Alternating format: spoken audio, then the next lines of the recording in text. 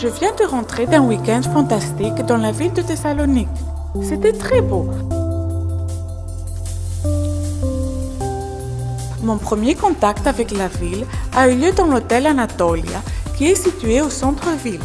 Après avoir reçu quelques informations et m'être installée dans la chambre, tout était prêt pour un voyage unique dans le passé et le présent de la ville et ses beautés cachées. Le vieux marché, les peintures, le Bit Bazar, Athonos, Kapani, Modiano, les cris des marchands qui vendent leurs marchandises. Et j'arrive à l'église Sainte-Sophie. La burrata, feuilletée à la crème, est le meilleur petit déjeuner traditionnel dans le quartier de Luluzavica, ainsi que le café, dans un des nombreux cafés. Et ensuite, flâner sur la place à Athonos avec ses merveilleuses petites tavernes pittoresques aux amuse-gueules incroyables. Les possibilités sont vraiment innombrables. Les petites tavernes traditionnelles, les restaurants chics aux cuisines du monde entier, mais aussi l'incomparable cuisine locale. À la tombée de la nuit, je suis retournée à l'hôtel Anatolia pour une pause détente dans les excellentes installations de l'hôtel. Au petit matin, j'ai recommencé à explorer la ville. L'emplacement central de l'hôtel Anatolia s'est révélé idéal.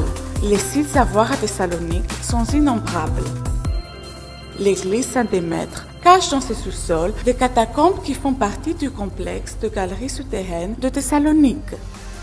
Aristote, la plus grande place de la ville, avec l'architecture particulière de ses bâtiments, offre une vue illimitée sur la vieille ville, mais aussi sur la mer.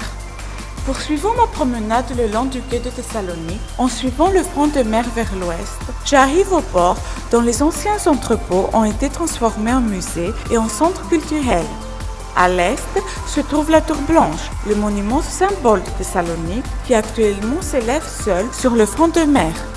Depuis 2008, il fonctionne en tant que musée qui accueille une exposition sur l'histoire de Thessalonique de sa fondation à nos jours.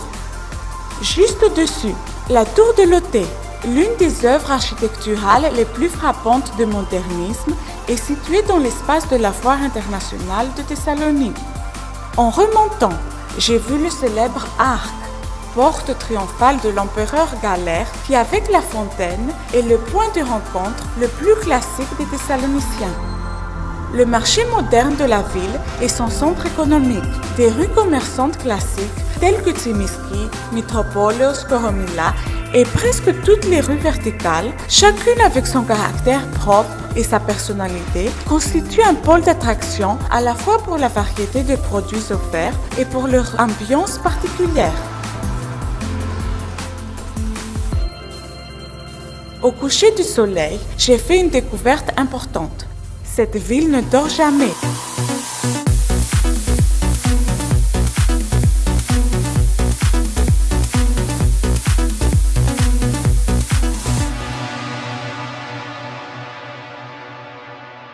Avec ses habitants qui savent comment s'amuser, parfois jusqu'à l'aube.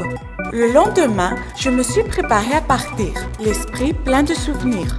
Le voyage et la visite de cette ville m'ont laissé les meilleures impressions, mais aussi la promesse de revenir.